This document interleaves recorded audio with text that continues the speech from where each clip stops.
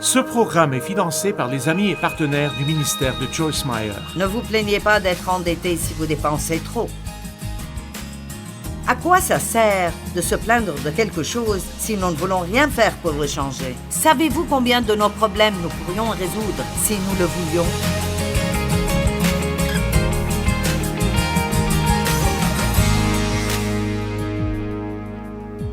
La Bible dit que nous devons apporter une offrande ou un sacrifice de louange.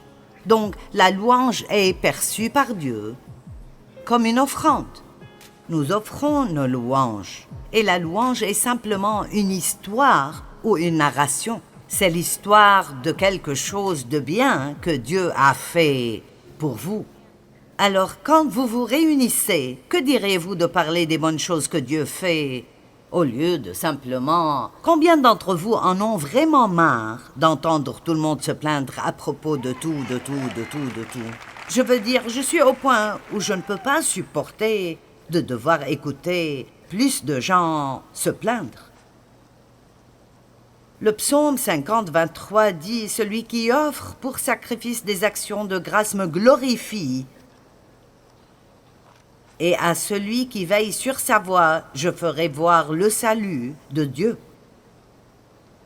Par lui, offrons sans cesse et constamment à Dieu un sacrifice de louange. Avons-nous des gens vraiment reconnaissants ici aujourd'hui? Vous n'avez pas besoin du message. Il est pour quelqu'un d'autre, mais... Est-ce que vous trouvez que c'est facile de vous plaindre? D'accord. Pensez-vous que le message d'aujourd'hui va vous aider à ne pas vous plaindre autant qu'avant? Au moins pour un jour ou deux? Mon Dieu, nous devrions être si reconnaissants. Je veux dire, vous n'irez pas en enfer.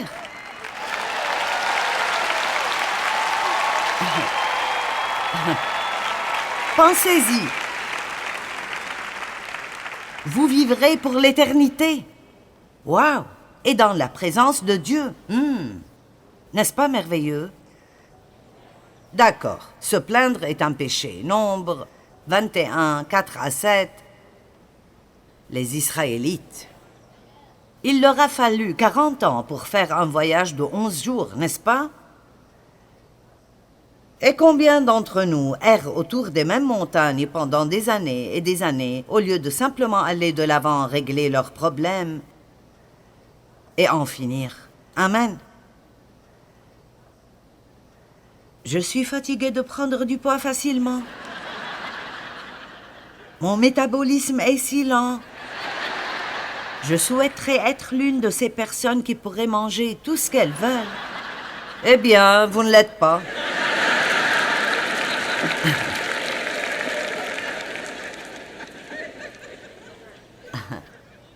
Alors faites avec. Amen. Vous savez, nous devons juste... Vous savez, je veux dire, il n'y a aucun intérêt à se plaindre. Je dois voyager tout le temps dans le ministère et je suis fatiguée de faire mes bagages et d'être dans des hôtels et nanana, si je veux faire cela. Allez, arrêtons de nous plaindre concernant ce que nous choisissons de faire. Parce que quoi que vous choisissiez de faire, il y aura là une bonne partie et une partie que vous n'aimerez pas. Tout comprend des privilèges et des avantages, mais il y a aussi des épreuves et des tribulations. Amen. Si vous pensez que c'est difficile d'être célibataire, attendez de vous marier.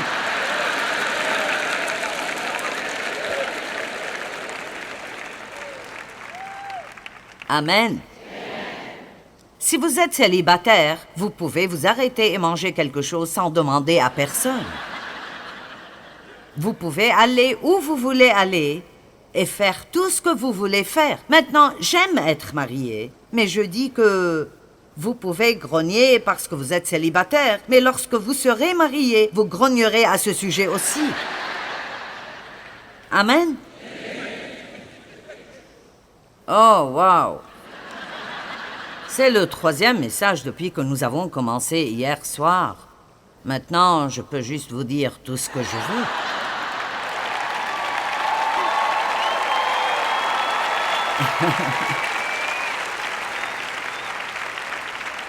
Il me reste 13 minutes pour dire ce que je veux. Et je ne serai pas de retour avant 6 mois. Et vous m'aurez pardonné d'ici là et... tout ira bien. Mon Dieu, priez pour moi pour que je puisse arrêter de me plaindre.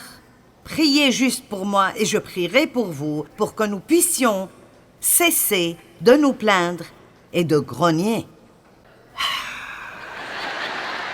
Vous savez, c'est ça se plaindre.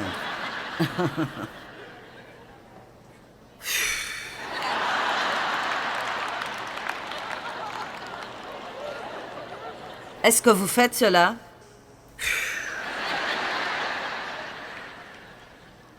La vie est tellement dure. Je veux dire, mon climatiseur était en panne quand nous sommes rentrés d'un voyage récemment. Le climatiseur dans ma chambre. C'est vrai que j'ai 2 autres chambres que personne n'utilise et dans lesquelles je peux dormir. Mais le lit était dans ma chambre et ça me dérangerait de déménager. Je n'aimais pas ça. Et puis Dave et moi avons parlé du temps où nous grandissions et nous n'avions même pas de ventilateur. Allez, vous pouvez vous mettre dans une mauvaise humeur, mais vous pouvez aussi vous en sortir. Nombre 21:4. Ils partirent de la montagne dehors par le chemin de la mer Rouge pour contourner le pays d'Édom. Le peuple s'impatienta en route et parla contre Dieu et contre Moïse. Pourquoi nous avez-vous fait monter hors d'Égypte? Car il n'y a point de pain et il n'y a point d'eau. Et notre âme est dégoûtée de cette misérable nourriture, cette manne légère sans valeur. Alors l'Éternel envoya contre le peuple des serpents brûlants. Ils mordirent le peuple et il mourut beaucoup de gens en Israël, 23 000. Et ils ont eu une révélation. Imaginez cela. Le peuple vint à Moïse et dit « Nous avons péché. »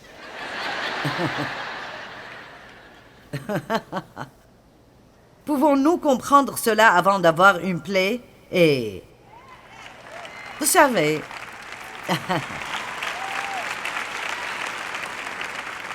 vivez dans une maison pleine de gratitude et d'appréciation. Allez, appréciez ce que vous avez. Appréciez les gens dans votre vie. Ne voyez pas juste tout ce que vous pouvez trouver de mal en eux. Appréciez-les. Je me plaignais un peu ce matin. Je ne veux pas dire cela comme j'enseignais sur ne pas nous plaindre, mais... Mon mari aime bien me coiffer. Pas toute la procédure, mais vous savez. Mais j'ai un épi juste ici dans mes cheveux qui aime tourner comme il veut. Et donc, c'est une corvée, vous savez, de faire que tout aille là où il faut pour que je n'ai pas une raie à l'arrière de ma tête. Et alors... Dave dit toujours, je vérifie tes cheveux. Il est une personne vraiment patiente et moi, je préférerais plutôt les faire et en finir. Et alors il prend ce petit peigne, un tout petit peigne, et il s'assure de chaque cheveu. Il les tire dans la bonne direction et puis bien sûr à ce moment-là, je m'énerve. Et je me dis, d'accord, c'est assez bien. Et il dit, ne bouge pas. Oh.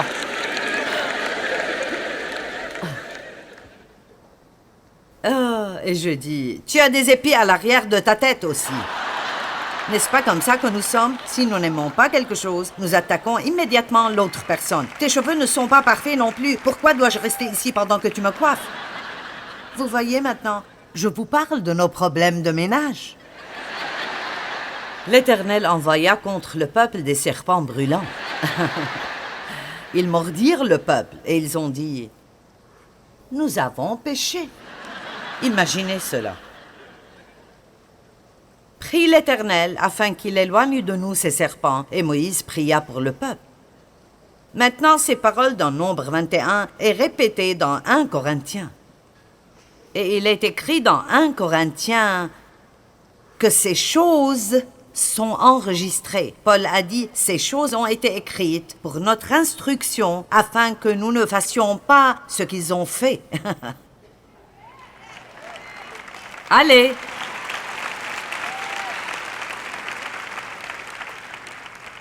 Donc il est écrit que nous ne devrions pas tenter le Seigneur. Alors, finissons-en ici avec quelques questions. Êtes-vous content la plupart du temps? Évidemment, les personnes qui le sont n'hésitent pas à dire oui. Mais je n'ai pas entendu un non. Et j'en suis sûre, il y en a ici. Paul a dit « J'ai appris à être satisfait ». Il n'a pas dit qu'il a commencé comme ça. Il l'a appris. Et vous savez, je pense que l'une des façons dont nous apprenons cela est que c'est absolument inutile de se plaindre. Nous obtenons des réponses de Dieu en priant, pas en nous plaignant. Et quand nous prions et puis nous nous plaignons, ce que nous faisons, vous savez, nous prions le matin, « Mon Dieu, aide-moi, aide-moi, aide-moi, aide-moi, mon Dieu. » Puis nous allons nous plaindre concernant tout ce pourquoi nous avions juste prié ce matin-là. Êtes-vous une personne très difficile? Au moins une personne Harry. Mes employés préférés sont ceux qui ne sont pas difficiles. Ils viennent travailler, ils arrivent à l'heure, ils font leur travail, ils vont déjeuner, ils reviennent à l'heure. Ils font leur travail, ils suivent les directives, ils rentrent chez eux, ils reviennent le lendemain, ils le font encore. J'aime les gens qui n'ont pas toujours quelque chose d'autre qu'ils doivent avoir pour être heureux. Quelqu'un pourrait-il louer Dieu?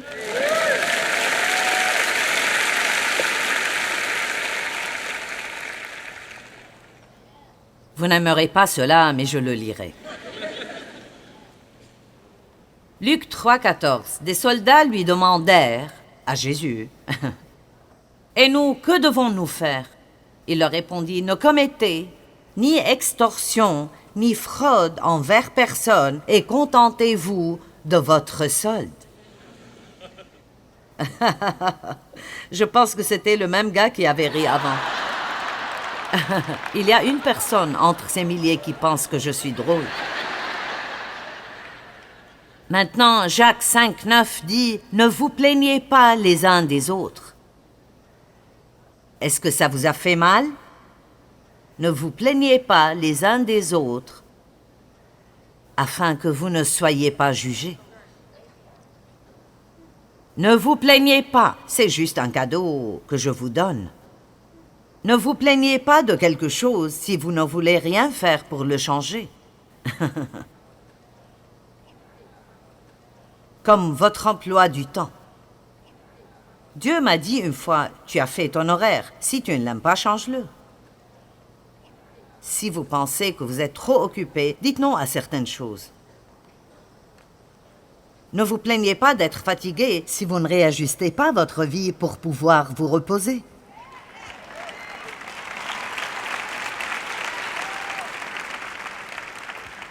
Je vais tourner le dos quand je dirai ce qui suit.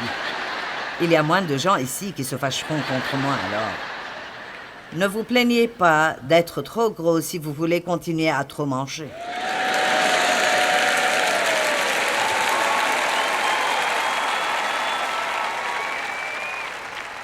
Encore 4 minutes et je m'en vais.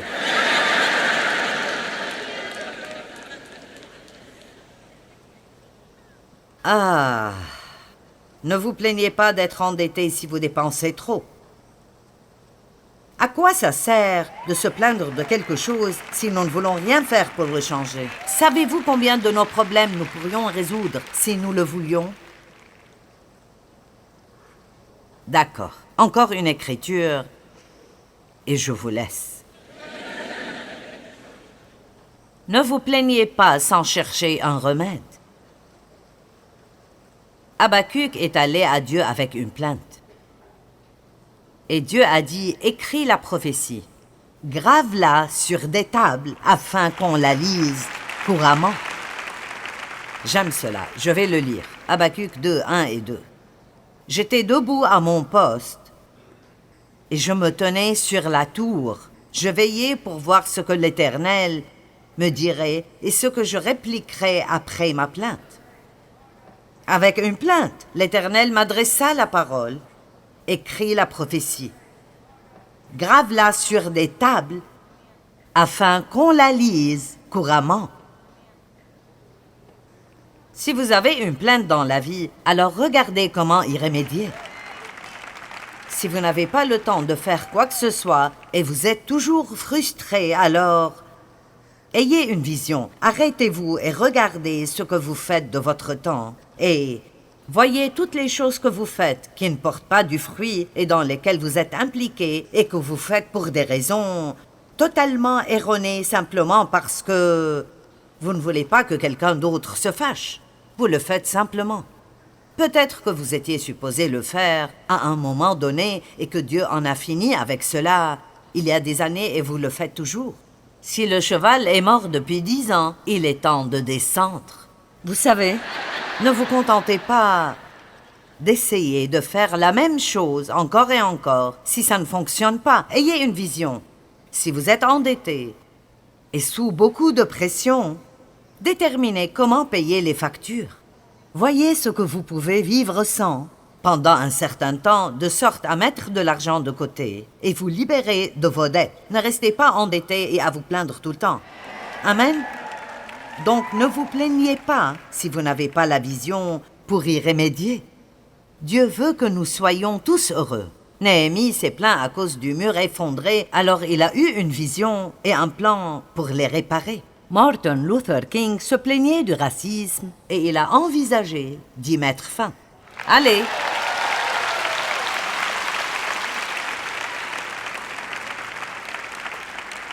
Et je répète que si vous voulez vous plaindre de quelque chose, ne prenez pas la peine de prier à ce sujet.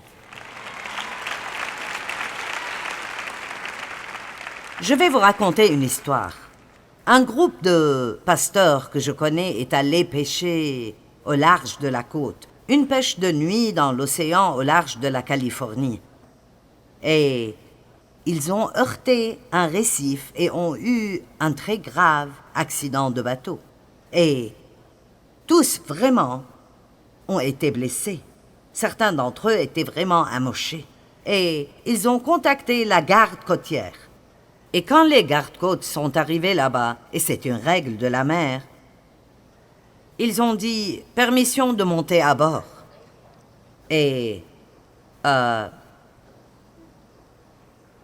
c'est intéressant. Ici, ils saignaient et étaient amochés.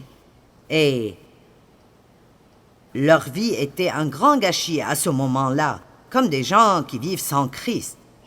Désespérés, ils ont besoin d'aide. Ils saignent à l'intérieur, ils ont le cœur brisé. Et pourtant, Jésus ne montera pas à bord sans obtenir la permission. Et donc, aujourd'hui, Jésus dit à certaines personnes, « permission de monter à bord. Permission de venir à bord. » Et vous savez quoi? C'est simple. Dieu vous aime.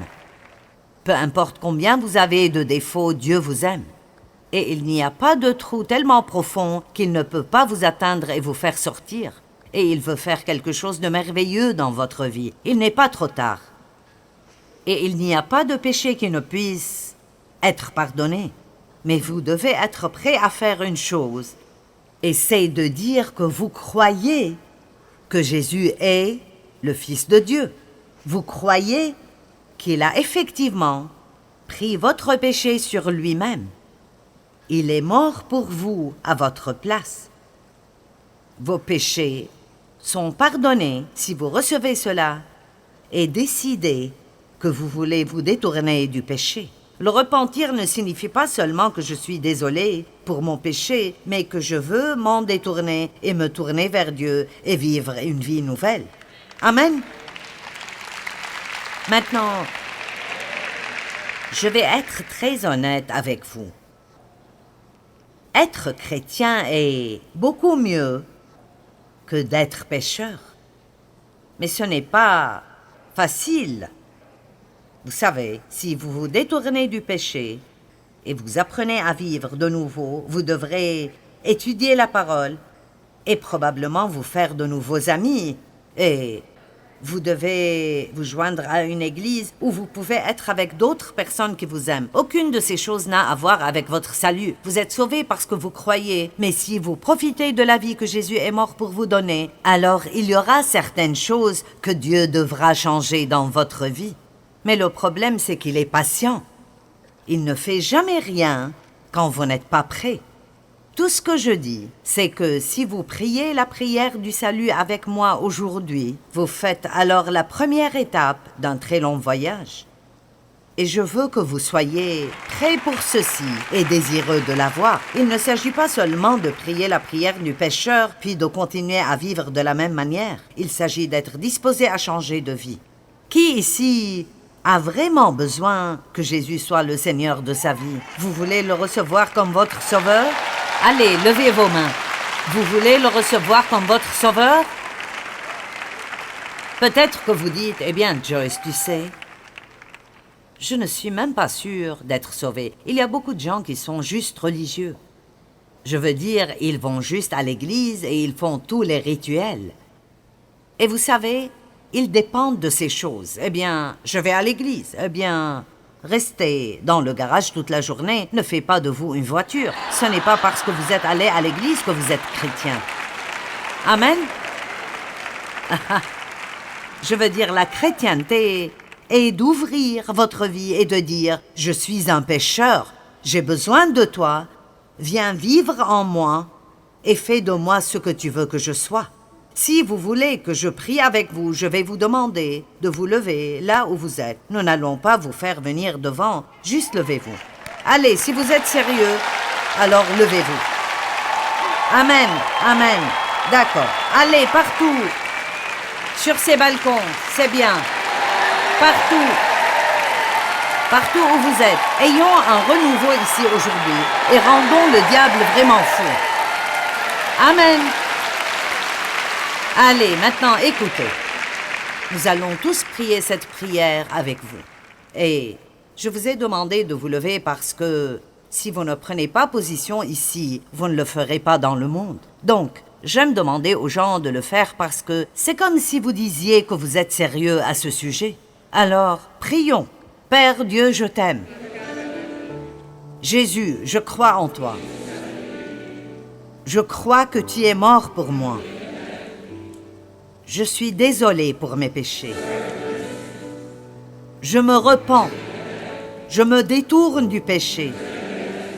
Et je me tourne vers toi. Je crois. Je te reçois maintenant, Jésus. Comme mon Sauveur. Comme mon Seigneur. Comme mon ami. Je me donne à toi. Prends-moi tel que je suis. Et maintenant, fais de moi ce que tu veux que je sois. Je te remercie. Je crois maintenant que je suis sauvé.